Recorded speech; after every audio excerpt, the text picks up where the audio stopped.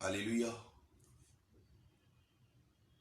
Je vous salue dans le beau et précieux nom de notre Seigneur Jésus-Christ, celui qui nous a permis de voir ce jour, parce que dormir une nuit est une compétition ouverte à tous, mais se réveiller un matin, c'est de la pure grâce. Et je remercie l'Éternel Dieu de t'avoir protégé, de t'avoir accordé le souffle de vie. Et ce matin, j'aimerais partager avec toi un thème qui est intitulé « Mon espérance en Jésus-Christ de Nazareth ». Amen. Et mon texte se situe dans Psaume 34, tout le verset, tout le chapitre. Je vais lire. Psaume 34, verset 1er. De David lorsqu'il contrefit l'insensé en présence d'Abimelech et qui s'en alla chasser par lui. Je bénirai l'Éternel en tout temps. Sa louange sera toujours dans ma bouche. David a dit qu'il bénira l'Éternel en tout temps. Bien-aimé, si tu ne bénis pas l'Éternel en tout temps, tu es en train de pécher. Ce n'est pas les circonstances qui vont changer ton amour pour l'Éternel des armées. Ce n'est pas les conditions actuelles que tu vis qui t'empêcheront de louer l'Éternel des armées. Il dit, sa louange sera toujours dans ma bouche. Toutes les fois que tu ne loues pas Dieu, tu es en train de pécher. Parce que tu es venu sur la terre pour louer l'Éternel des armées. Amen. Il dit que mon âme se glorifie en l'Éternel, que les malheureux écoutent et se réjouissent. Bien-aimé, il va falloir que ton âme soit chargée de louanges. Il va falloir que ton âme soit en paix. Parce que Dieu ne peut rien faire. Dieu ne peut rien faire dans la vie de quelqu'un qui n'est pas en paix. Dieu ne peut rien faire dans la vie de quelqu'un qui n'a pas la paix de Dieu dans son cœur. Amen. Donc tu dois toutefois éduquer ton âme à se réjouir dans la présence du Seigneur. Éduquer ton âme à se réjouir dans l'amour de l'Éternel des armées. David a compris. C'est pourquoi il a dit que mon âme se glorifie en l'Éternel, que les malheureux écoutent et se réjouissent. Il va falloir que tu sois un transmetteur de la réjouissance. Il va falloir que lorsqu'on te voit, que le malheureux qui te rencontre soit en mesure d'être contaminé par l'amour que tu portes dans ton cœur. Lorsqu'on te voit, on doit sentir la réjouissance. Vous savez, bien aimé, un chantre est quelqu'un qui donne la joie. Si tu n'as pas la joie, tu ne peux pas rendre la joie. David a compris. C'est pourquoi Dieu l'a appelé l'homme selon mon cœur. L'homme selon son cœur. Dieu l'aime tellement. Il a touché le cœur de Dieu parce qu'il aimait chanter pour Dieu. Et regardez ce qu'il dit. Il dit, exaltez avec moi l'Éternel, célébrons tous son nom. J'ai cherché l'Éternel et il m'a répondu, il m'a délivré de toutes mes frayeurs. Bien-aimé, lorsqu'on cherche l'Éternel des armées, la première des choses qu'il fait dans nos vies, ce n'est pas qu'il enlève le problème, mais il enlève la peur du problème. Il te délivre de la frayeur du problème. Lorsque tu quittes la peur et que tu es en paix, c'est fini. Lorsque le problème que tu vis, la situation que tu vis, ne t'empêche pas d'être heureux, tu as déjà créé la solution. Alors lorsqu'on cherche l'Éternel, il répond. Dieu n'est pas un Dieu sourd. Si tu es un homme, tu as les deux oreilles pour entendre. Imagine Dieu qui a créé les oreilles. Il n'est pas un Dieu sourd. Il entend très bien. Il comprend ce que tu vis. C'est pour cela qu'il te demande de le chercher de tout cœur. David a cherché l'Éternel. Et la Bible déclare que Dieu l'a répondu. Et il a délivré de toutes ses frayeurs. Alors bien aimé, il va falloir que tu fasses comme David chaque jour de ta vie. Il dit, quand on tourne vers lui les regards, on est rayonnant de joie. et le visage ne se couvre pas de honte. Bien-aimé, quand tu tournes vers l'Éternel, tes regards, tu es rayonnant. Comment distinguer celui qui a la foi? Celui qui a la foi, c'est celui qui a les regards fixés sur l'Éternel. Et celui qui n'a pas la foi, c'est celui qui a les regards fixés sur les problèmes, les situations, tout ce qu'il vit. Mais lorsque tu as la foi, tu es focalisé sur Christ. Tu es focalisé sur ton appel. Tu es focalisé sur Dieu. Amen. Mais quand tu n'as pas la foi, tu penses aux problèmes. Tu es dérangé. Tu n'es pas heureux. Alors ce matin, j'aimerais t'exhorter à focaliser tes yeux sur l'Éternel des armées. David a fixé ses regards. Et Dieu a fait jaillir la lumière de sa face sur David. Et il a commencé par rayonner. Quand tu prends la peine de te mirer dans la parole de Dieu, tu commences par rayonner. Tu brilles. Sans le make-up, tu brilles. Amen. Et il dit, le visage ne se couvre pas de honte. Lorsque tu fixes des regards sur les hommes, les femmes, ton salaire, ton travail, bien-aimé, tu seras déçu. Parce que quoi? Toutes ces choses ne te garantissent pas la sécurité. L'homme peut te honner à tout moment. Mais Dieu ne honnie personne. Il ne honnie jamais. Amen. Lorsqu'on fixe les regards vers lui, on n'est jamais dans la honte. Je dis bien, on n'est jamais dans la honte. Il dit, quand un malheureux crie, l'Éternel entend et il le sauve de toute cette détresse. De toute cette détresse. Il n'a pas dit que tu vas garder quelques détresses et il va te délivrer de quelques détresses. Non, il a dit, il sauve le malheureux de toutes ces détresses. De toutes ces détresses. Lorsque tu es malheureux, ce n'est pas le moment de gémir. Ce n'est pas le moment de te plaindre. Ce n'est pas le moment de murmurer. Mais c'est le moment de crier à l'Éternel. Lorsque tu cries à l'Éternel, il fait la promesse de te délivrer de toute autre tes détresses. Tout ce qui est détresse en toi va partir. Amen. Donc, prends la peine de toujours crier à l'Éternel. Il n'a pas dit que tu vas sombrer. Il n'a pas dit que tu seras emporté par le vent de ces problèmes. Mais il a dit, passons à une autre dimension. Passons à une autre gloire. Passons à une autre mesure. Amen.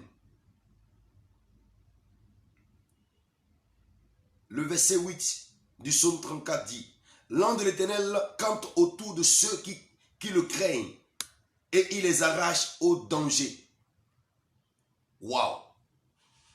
Donc, l'ange de l'Éternel ne campe pas autour de tout le monde, mais autour de ceux qui craignent l'Éternel. Lorsque tu es quelqu'un qui craint Dieu, premièrement, tu as l'assistance des anges qui te prend et qui te garde, qui te préserve de tout mal. Et quand on dit camper autour, c'est qu'il y a une sécurité. Et dans le psaume 91, on dit que c'est l'ombre de l'Éternel qui te protège. Dans le psaume 91, verset 1er, l'ombre de l'Éternel protège ceux qui fixent leur regard sur Dieu.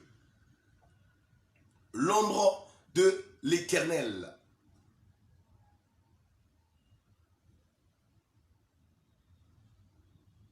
Bien-aimé, Dieu te protège et il ne permettra jamais que l'ennemi ait raison de toi. Toi qui as fixé tes regards sur Dieu, tu as la sécurité divine. Aucun malheur ne pourra t'atteindre parce que Dieu prend le soin de te sécuriser. Alors, crains l'Éternel. Prends l'habitude de le craindre. Développe cela et tu vas réussir dans tout ce que tu fais. Amen. Développe cela et tu seras heureux toute ta vie. Tu ne vas pas craindre les sorciers. Quand j'ai compris que ce n'est ni la sorcellerie, ni les sorciers de mon père, de la famille de mon père, de la famille de ma mère, qui pourront hypothéquer ma destinée, j'ai commencé par faire très attention à ma vie. Dieu même est incapable de changer ce qu'il a établi sur ma vie, parce qu'il ne se répand pas de ses dons. Alors, la seule personne capable d'hypothéquer ma destinée, c'est moi-même. Alors, bien-aimé, qu'est-ce que tu vois? Le diable partout ou Dieu partout? Il y a une chanson qui dit, au milieu de toutes choses, c'est toi que je vois. Au milieu des tribulations, qui est-ce que tu vois? Est-ce que c'est Dieu? Ou tu vois le diable partout? La Bible déclare que l'ange de l'Éternel campe autour de ceux qui craignent Dieu. L'ange de l'Éternel campe autour de ceux qui le craignent. Amen. Il dit, sentez, voyez combien l'Éternel est bon. Heureux l'homme qui cherche en lui son refuge. Tu dois sentir, tu dois toutefois confesser que Dieu est bon. C'est ce qui s'est passé avec Jérémie. Il dit, quand je pense à ma misère, qui lui a dit qu'il est misérable? Quand je pense à ma misère, mon âme est abattue au-dedans de moi. Quand tu penses à la souffrance, quand tu penses au problème, tu n'es pas heureux. Alors, il a compris, il a vite compris, il a dit, voici maintenant ce que je vais repasser dans mon cœur. Les bontés de l'Éternel ne sont point épuisées. Elles se renouvellent chaque matin. Bien-aimé, tu dois croire aux bontés de l'Éternel dans ta vie. Si, quand tout va bien, tu n'arrives pas à confesser que Dieu est bon, il va te mettre dans les situations difficiles. Et même dans la situation la plus difficile, tu seras obligé de confesser que Dieu est bon. Amen. Sentez et voyez combien Dieu est bon.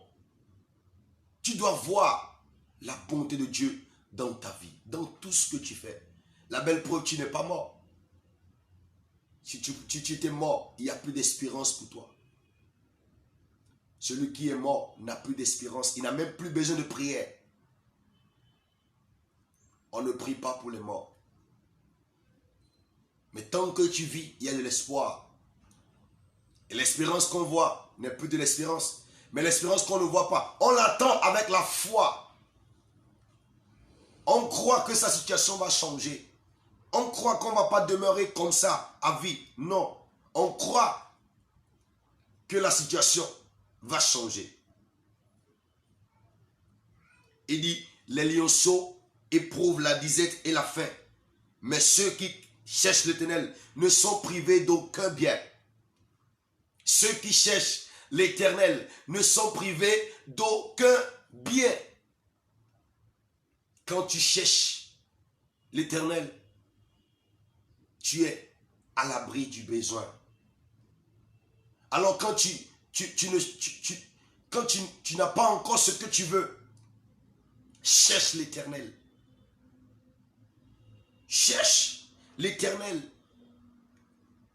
Dis-lui, la Bible déclare dans Jérémie 33, invoque-moi, je te répondrai, je te montrerai les choses cachées. Pourquoi tu ne réussis pas? Pourquoi tu n'avances pas? Pourquoi cette situation n'a pas changé? Pourquoi tu ne t'es pas encore marié? Pourquoi tu n'as pas encore eu d'enfant? Bien-aimé, laissez-moi vous dire que notre Dieu est un Dieu fidèle et juste. Il ne déçoit jamais. Il prend toujours soin de ceux qui le cherchent. Quand tu es dans la situation, quand tu es dans les problèmes, qui est-ce qui tu cherches? Est-ce que c'est Dieu? Ou ton mari? Ou ta femme? Ou tes enfants? Ou ton diplôme? Ou ton travail? La Bible dit, pour ne pas manquer de quoi que ce soit, il faut chercher l'Éternel. Donc tout ce que tu fais en dehors de l'Éternel, c'est du zéro, ça ne marche pas. Réussir, ce n'est pas les diplômes.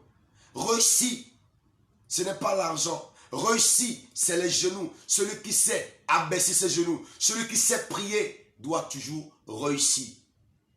Amen. Il dit par la suite, il dit, venez mes fils, écoutez-moi, je vous enseignerai la crainte de l'Éternel. Quel est l'homme qui aime la vie, qui désire la prolonger pour jouir du bonheur? Préserve ta langue du mal et tes lèvres des paroles trompeuses. Bien-aimé, qu'est-ce que tu confesses de ta bouche? Qu'est-ce que tu confesses de ta bouche? Le pays va mal, tu n'es pas obligé de confesser ça. Parce que tu n'es pas régi selon le royaume terrestre, mais tu es régi selon le royaume céleste. Ton royaume n'est pas de cette terre. C'est pour cela que Dieu a dit, tout ce que tu vas lier sur la terre sera lié dans les cieux. Tout ce que tu vas délier sera délié dans les cieux. Alors, c'est depuis les cieux que nous opérons. Notre gouvernement n'est pas de cette terre, mais du ciel. C'est pourquoi la Bible dit que lorsque nous prions, Seigneur, que ton règne vienne. Le règne de Dieu doit venir dans ta famille, dans tes finances, dans tout ce que tu fais, dans tout ce que tu vis, dans ton parcours. Le règne de Dieu, en tout temps. Éloigne-toi du mal. Éloigne-toi du mal et fais du bien. Recherche et poursuis la paix. Les yeux de l'Éternel sont sur les justes et ses oreilles sont attentives à leurs cris. Bien-aimé, quand tu es juste, Dieu t'entend. Non seulement il t'entend, il te délivre. On peut t'écouter et ne pas être attentif. Mais lorsque tu es juste, la justice, c'est de savoir mettre à part ce que Dieu a mis à part. Quand tu es juste, Dieu t'entend et il est attentif à tes cris. Donc ça veut dire qu'il y a des gens, ils prient, Dieu ne les écoute même pas. Parce qu'ils ne sont pas justes. C'est pour cela que tu dois rechercher la miséricorde de Dieu à tout moment. La miséricorde de Dieu à tout moment. La miséricorde de Dieu à chaque saison. Amen. L'Éternel tourne sa face contre les méchants pour retrancher de la terre leurs souvenirs. Le méchant va partir. Celui qui est méchant, quand il meurt, la Bible dit qu'il efface même son souvenir. À quoi sert d'être méchant dans la vie? Pourquoi ne pas s'aimer les uns les autres? Pourquoi ne pas vouloir le bien de ton frère et de ta soeur? Il est temps de changer. Il est temps d'aimer son prochain. Quand les justes crient, l'Éternel entend et il les délivre de toute leur détresse. Imaginez, ça fait la 3e fois qu'il parle que le Dieu est en train de les délivrer de toute leur détresse. Ça veut dire qu'il y a une assurance. Ton espérance en Dieu ne sera pas déçue parce que Dieu ne déçoit personne. Depuis que je suis dans sa main, il ne m'a jamais déçu. Il prend toujours soin de ma vie et de tous les détails de ma vie. Je parle de ce Dieu avec qui j'ai de l'expérience. Quand tu n'as pas une expérience avec ce Dieu, tu ne peux pas ouvrir ta bouche pour confesser ses paroles. Mais je te parle parce que je suis un témoignage vivant sur la terre des humains. Un témoignage vivant. Amen. Le verset 19. L'Éternel est près de ceux qui ont le cœur brisé. Et il sauve ceux qui ont l'esprit dans l'abattement. Quand les gens ont le cœur brisé, il y a d'autres qui vont commencer par ouvrir et jouer les solos français. Nous n'irons plus jamais où tu m'as dit, je t'aime. Nous n'irons plus jamais. Non! C'est Dieu qui guérit les cœurs brisés. Il y a d'autres, leur solution, c'est l'alcool. Non! L'alcool ne guérit pas. La belle preuve, lorsque tu vas te saouler, le vrai soulard se réveille même tôt. Il se réveille tôt. Alors tu vas te réveiller tôt et tu vas penser encore la même personne. Alors laisse Dieu te guérir. Parce que c'est Dieu qui guérit les cœurs brisés. Ce n'est pas un médecin. C'est Dieu dans sa parole, en ayant foi en lui. Et ce qui me réjouit le plus, et je vais terminer par cela, il dit, le malheur atteint souvent le juste. Bien-aimé, le malheur t'atteindra. Mais garde espoir. Il dit quoi? Mais l'Éternel l'en délivre toujours. L'Éternel l'en délivre toujours. Alors quoi qu'en soit le malheur, mon frère, ma soeur, réjouis-toi. Parce que Dieu est avec toi. Dieu prend soin de ta vie. Dieu ne t'abandonnera pas. Ton espérance ne sera pas vaine. Que la gloire de Dieu t'accompagne. Que mon Dieu te bénisse et t'élève à un nouveau standard de vie. Le standard de la foi. Le standard de ceux qui croient en leur Dieu. Car il ne déçoit jamais. Que mon Dieu te bénisse. Je te bénis ce matin. Et personne sur la terre, dans les eaux, dans les airs, dans les troncs d'arbres ne pourra te maudire. Dans le nom suprême de Jésus. Garde la foi. N'abandonne pas la foi. Parce que Jésus est la seule personne. Jésus-Christ de Nazareth est la seule personne capable de donner solution à tous les problèmes de ta vie.